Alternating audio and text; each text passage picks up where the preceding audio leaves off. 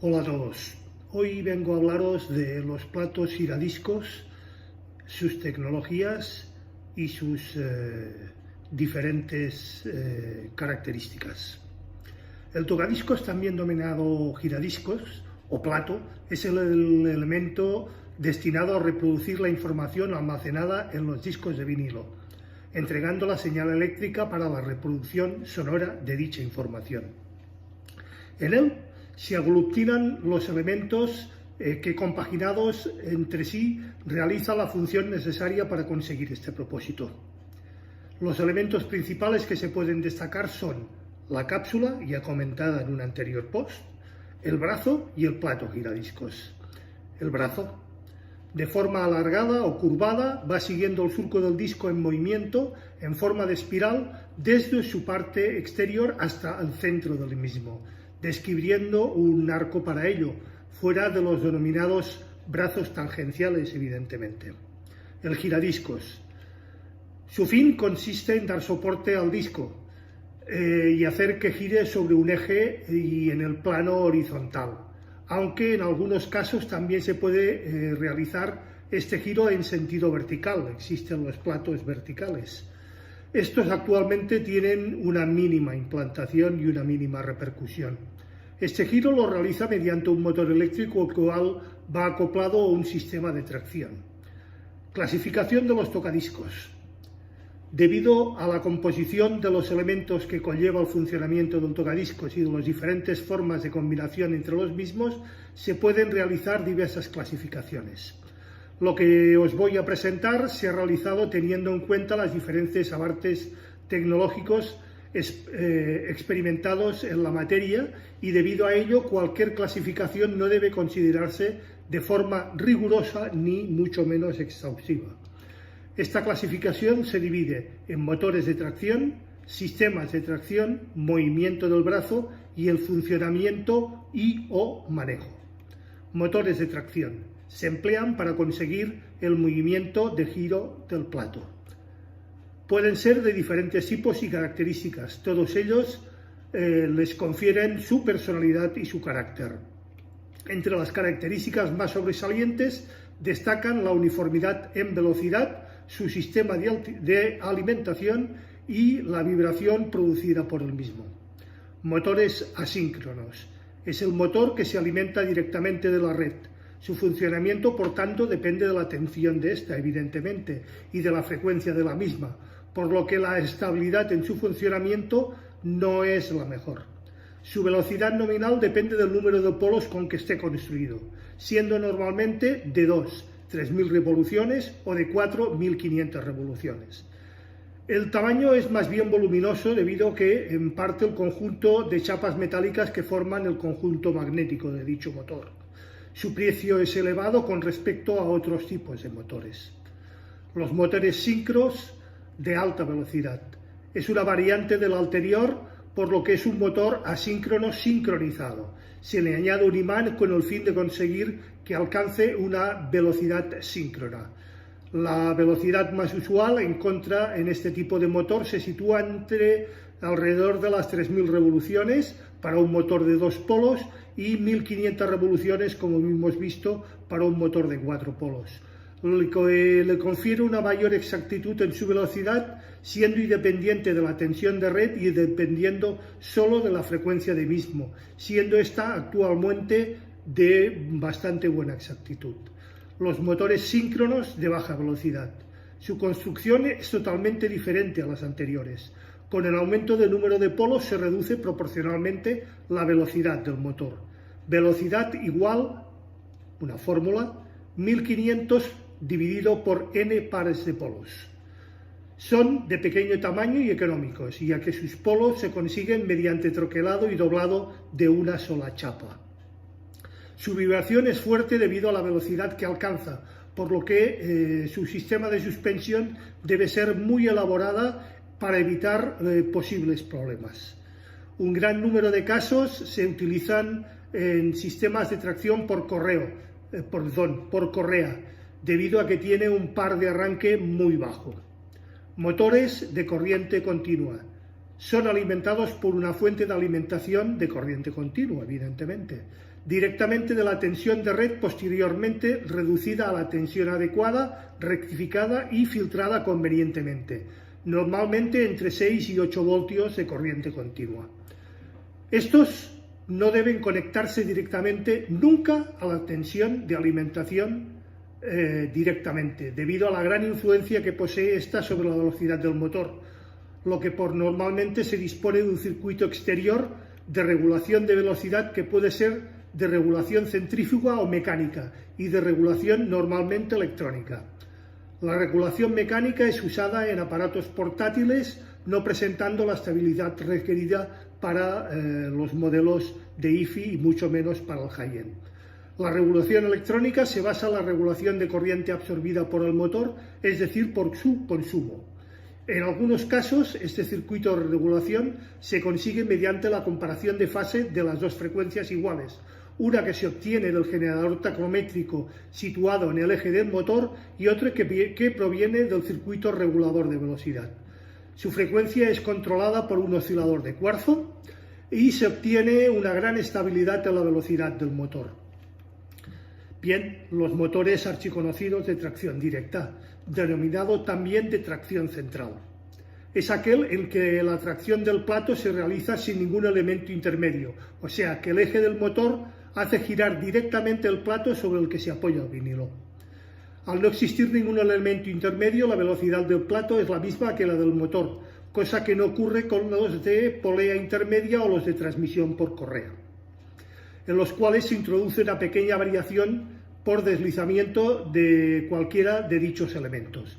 Los principales elementos para este tipo de motor son el rotor, formado por un disco de imán con los polos, el estator, formado por la chapa en la que van adosadas las bobinas sin núcleo, el detector, encargado de identificar los polos del imán, el generador de corriente alterna, que proporciona una información para el control de velocidad, el circuito que conmuta los polos para conseguir la rotación del motor y el regulador de velocidad, que en este tipo de motor normalmente es un controlador de fase.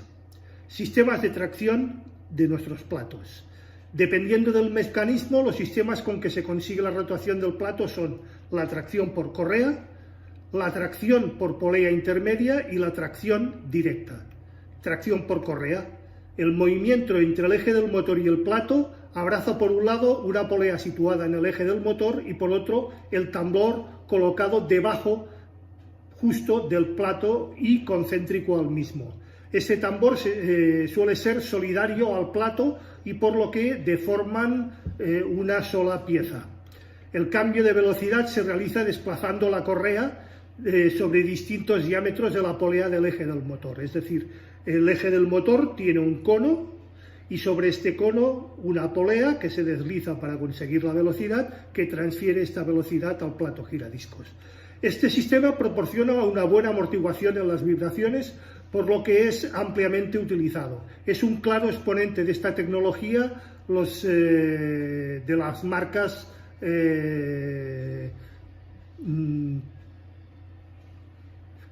Lenco, utilizados largamente en las discotecas.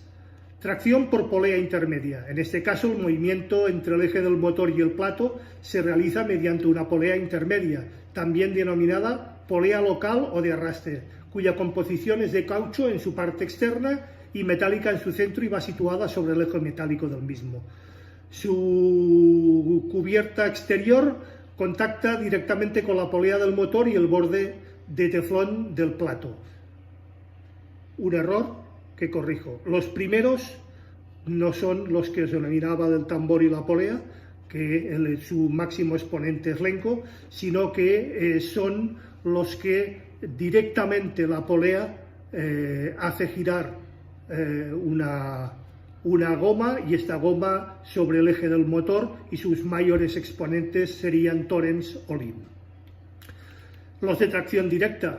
Este tipo de tocadiscos, el eje del motor coincide con el del plato, como hemos dicho, por lo que el motor debe girar a la misma velocidad y relación que requiere el vinilo a reproducir. Aunque el sistema es más simple, requiere motores de una gran precisión y muy complejos, ya que cualquier vibración se transmite directamente a la cápsula y al brazo. y por lo tanto a nuestro sonido. El claro exponente de esta implementación y es el super archiconocido Technics SL1200 en sus diferentes versiones y MKs. Funcionamiento y manejo. Se puede clasificar entre los manuales, con paro o sin paro, semiautomáticos, automáticos y cambiadiscos.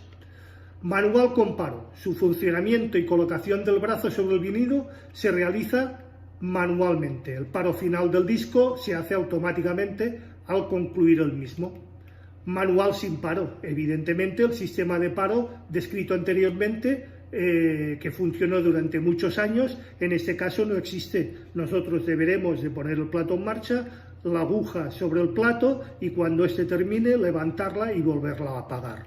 Los semiautomáticos, la puesta en marcha del giradiscos y la colocación del brazo sobre el disco es también manual, pero este posee un sistema automático mediante el cual el brazo se levanta del disco de manera que se pueda retirar sin posibilidad de que se pueda rayar o dañar el vinilo.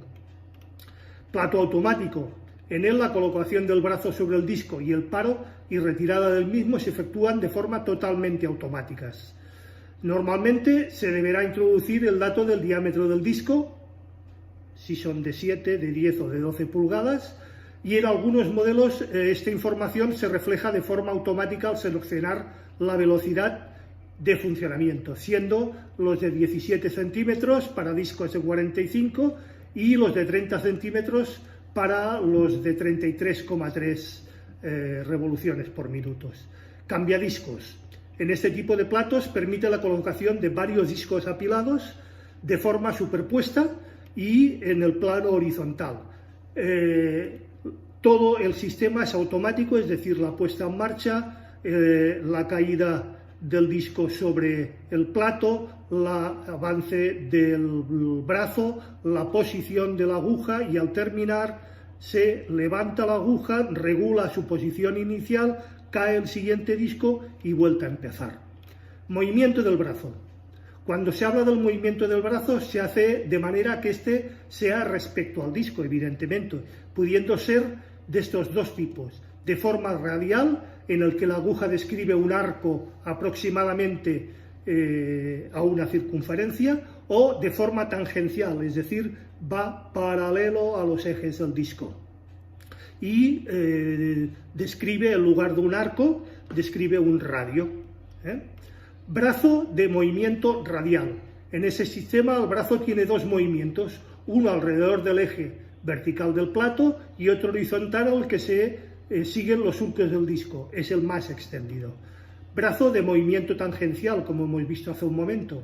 Este tipo de brazo va montado sobre un carro que se desplaza, paralelo a lo que sería el radio del disco, con un motor servocontrolado. Dado que el desplazamiento del brazo se realiza en línea recta, el movimiento del brazo es conocido también como radial. Este tipo de brazo, su longitud es más corta que en los casos anteriores, por lo que el peso sobre el disco será siempre mucho menor. No necesitamos la fuerza compensadora del anti-scatting y la complejidad de sus elementos hace que sean de precios relativamente más elevados. Mecánica del brazo y materiales de construcción. Ya que el brazo acompaña al desplazamiento de la aguja sobre el surco del disco, además de los movimientos descritos, posee un movimiento vertical, otro longitudinal, otro de azimut, teniendo que ser equilibrados cada uno de ellos. Es decir, en un brazo de los estándar debemos ajustar la altura, debemos ajustar el movimiento vertical, debemos ajustar el movimiento vertical y debemos ajustar el azimut. Equilibrio vertical. El equilibrio vertical, al tener una curva en su extremo del brazo, queda solucionado en parte el error de pista, ya que la posición de la aguja coincide con la espiral del disco, pero surgen problemas porque el disco sufre un empuje lateral debido al frotamiento que ocasiona la aguja sobre el propio surco y aparece lo que se llama fuerza de rozamiento según la tangencial del surco. Al estar curvado el extremo del brazo, la dirección de reacción del eje no puede ser la del brazo, sino la de la recta que une el centro del eje que soporta el brazo con el propio surco, por lo que se crea una fuerza que se denomina de empuje lateral, y que aun siendo pequeña hace que la aguja se apoye más en una parte lateral del surco que en la otra, pudiendo producir distorsión en el sonido. Para evitar en lo posible este defecto se procura compensar esta fuerza con otra en sentido contrario, para que se coloque, con lo cual se coloca un contrapeso en la vertical del eje del brazo llamado anti-skating. Equilibrado longitudinal.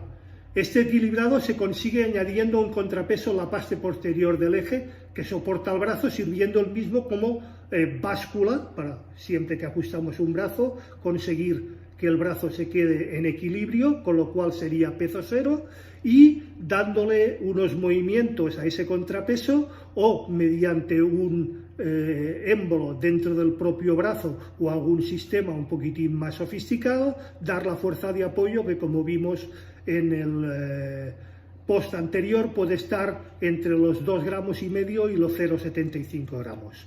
Los brazos unipivot, más raros pero también existen. Para intentar evitar en lo posible todos los problemas anteriormente descritos, algunos fabricantes, entre ellos el archiconocido Micware, idearon los sistemas unipivot. Este tipo de brazo se basa en sustituir todos los elementos de sujeción del mismo, es decir, el brazo, en lugar de ir cogido por los dos pivotes laterales para que bascule, lo que se hace es un pivote o un cono invertido sobre el cual el brazo reposa en una cazuela con un líquido muy parecido a lo que sería la silicona, muy líquida, y con ello se evita al máximo toda fricción o rozamiento y se evitan los errores por desplazamiento, los errores de altitud, etcétera, etcétera.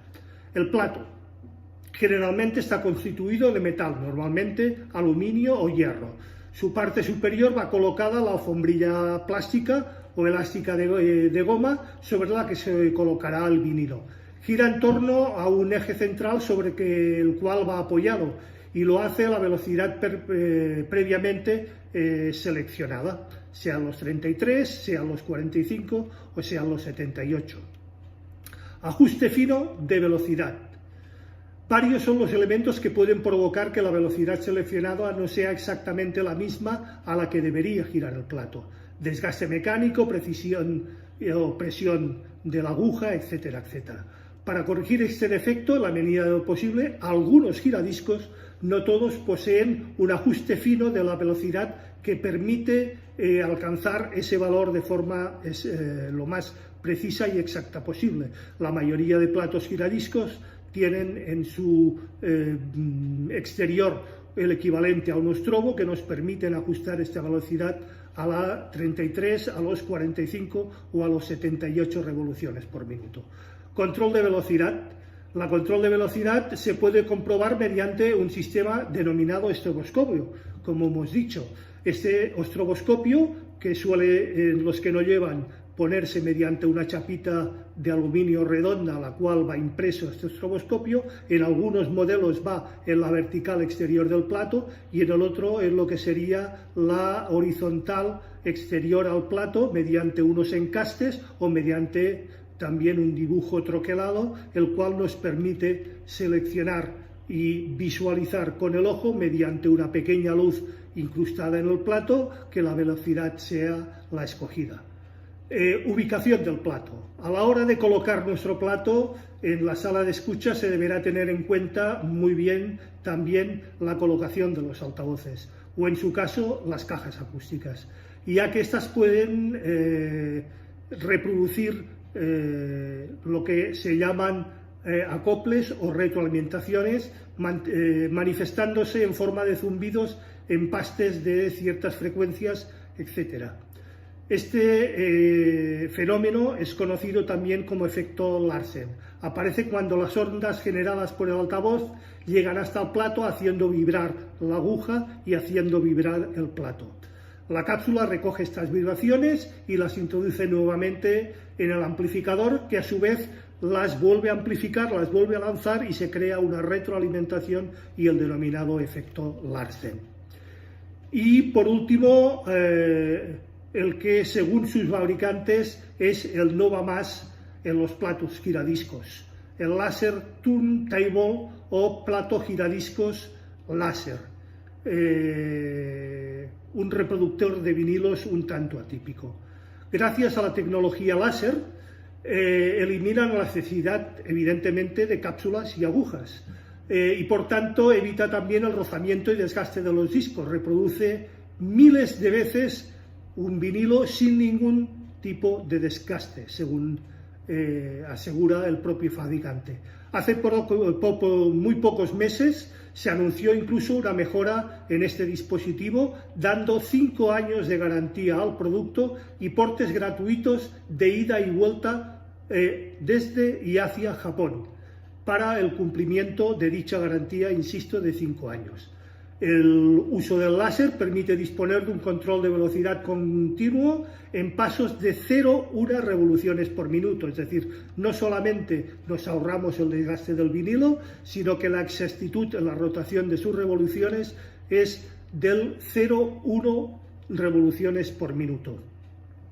El láser además accede a cierta información sonora que las agujas no podrían recoger de ninguna de las maneras, consiguiendo un sonido de mayor calidad en comparación con los giradiscos clásicos, y es capaz de reproducir discos dañados con mejor resultado que los anteriormente mencionados, los giradiscos, cápsulas y agujas convencionales. Todo ello siempre según los comentarios del fabricante.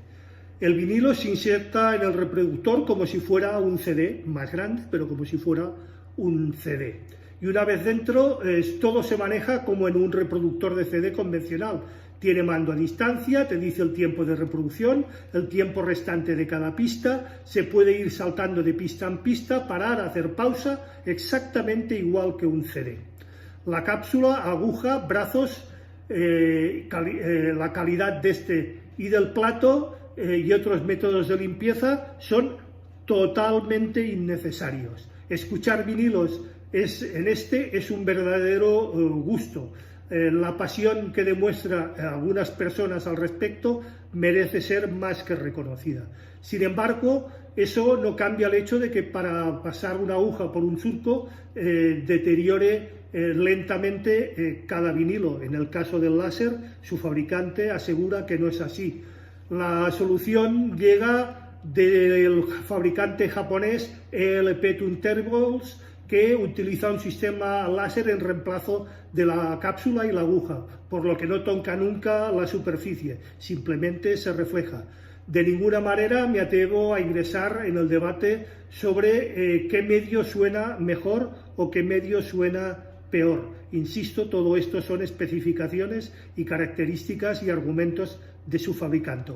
He sido testigo de conversaciones que se convirtieron en verdaderas batallas en cuanto a si el vinilo es mejor o es peor, si entregan